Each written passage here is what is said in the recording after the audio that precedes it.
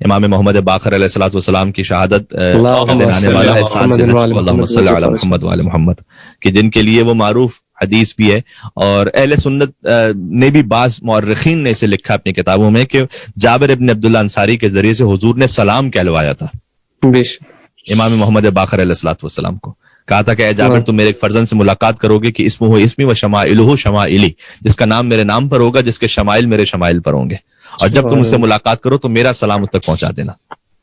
سوچنے کی بات یہ ہے کہ جس تک حضور سلام پہنچائیں وہ علیہ السلام نہیں ہوگا تو پھر اور کیا ہوگا؟ واہ واہ واہ واہ واہ، کیا بات، واہ واہ واہ واہ واہ، سبحان اللہ، بہت سادہ سی بات، سبحان اللہ، جس تک حضور سلام مل کے صلوات بھیجتے ہیں، نام امام محمد باقر صلی اللہ علیہ وسلم، سبحان اللہ، سبحان اللہ، سبحان اللہ، جس تک حضور سلام پہنچائے وہ کون ہوگا؟ اسے ہم علیہ السلام نہ کہیں تو کیا کہیں گے؟ بے شک، یہ تو حدیث سے اور تاریخ سے دلیل ہو گئی۔ اگر کوئی قرآن سے دلیل مانگے تو وہی بہت آسان ہے۔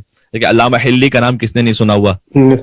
8ویں صدی ہجری کے اوائل میں شاہ خدا بندہ جو ایران کا سنی المذہب جو ہے وہ بادشاہ تھا، تو علامہ حلی کے زبردست مناظروں کی وجہ سے وہ شیعہ ہوا اور اس نے مذہب جعفری کو قانونی طور پر قبول کیا اور اعلان کیا، اور جس کی وجہ سے پورا ایران اس میں شیعہ مذہب رائج ہوا۔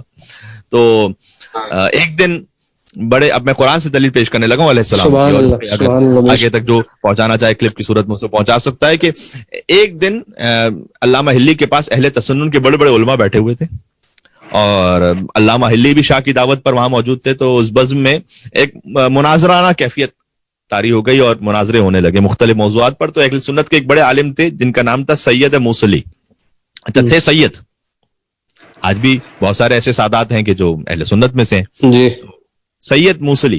تو علامہ حلی سے انہوں نے کہا کہ پیغمبر اکرم صلی اللہ علیہ وآلہ وسلم کے علاوہ دوسرے جو افراد ہیں، یعنی اشارہ تھا ائمہ علیہ السلام کی طرف، ان پر صلوات بھیجنے کا کیا جواز ہے آپ کا؟ انہیں آپ علیہ السلام کیوں کہتے ہیں؟ دیکھیں اب ایک تو بات ہے کہ وہی تاریخ سے یا حدیث سے دلیل پیش کی جائے، لیکن دلیل محکم وہ ہوتی ہے کہ جو قرآن سے پیش کی جائے۔ علامہ حلی نے کہا کہ اس کی تو قرآنی دلیل موجود ہے کہ ہم انہیں علیہ السلام کیوں کہتے ہیں۔ یہ آج کا معاملہ نہیں ہے، یہ آج سے 700 سال پہلے کا معاملہ ہے۔ سبحان اللہ۔ تو علامہ حلی نے جب یہ کہا کہ اس کی قرآنی دلیل موجود ہے، تو سید موصلی نے کہا کہ اس کی کون سی قرآنی دلیل ہے کہ آپ اپنے ائمہ کو علیہ السلام کہتے ہیں؟ تو علامہ حلی نے سورہ بقرہ کی آیت پڑھی، بہت غور فرمائیے گا، وَلَنَبْلُوَنَّكُمْ بِشَيْءٍ مِّنَ الْخَوْفِ وَالْجُوعِ وَنَقْصٍ مِّنَ الْأَمْوَالِ وَالْأَنفُسِ وَالثَّمَرَاتِ وَبَشِّرِ الصَّابِرِينَ الَّذِينَ إِذَا أَصَابَتْهُم مُّصِيبَةٌ قَالُوا إِنَّا لِلَّهِ وَإِنَّا إِلَيْهِ رَاجِعُونَ، یہاں تک معروف آیت ہے۔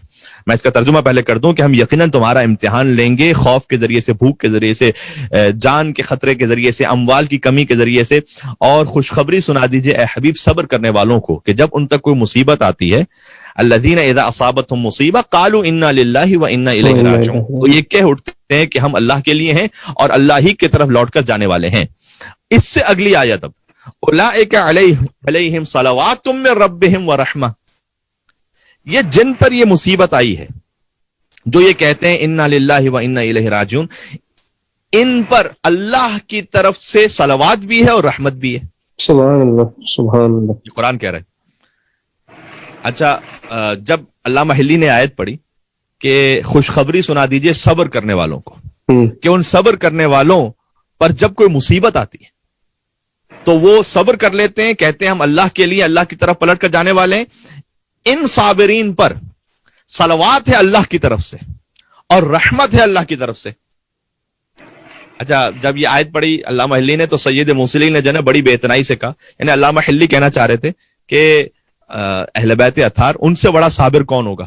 جب صابرین کے لیے اللہ نے کہا کہ ان پر رحمت ہے اور ان پر صلوات ہے، یعنی انہیں علیہم السلام، انہیں نہ کہیں تو پھر کسے کہیں گے؟ کیونکہ یہ تو سب سے بڑے صابرین ہیں کہ جن پر جب مصیبت آئی تو انہوں نے کہا ہم اللہ کے لیے، اللہ ہی کی طرف لوٹ کر جانے والے ہیں۔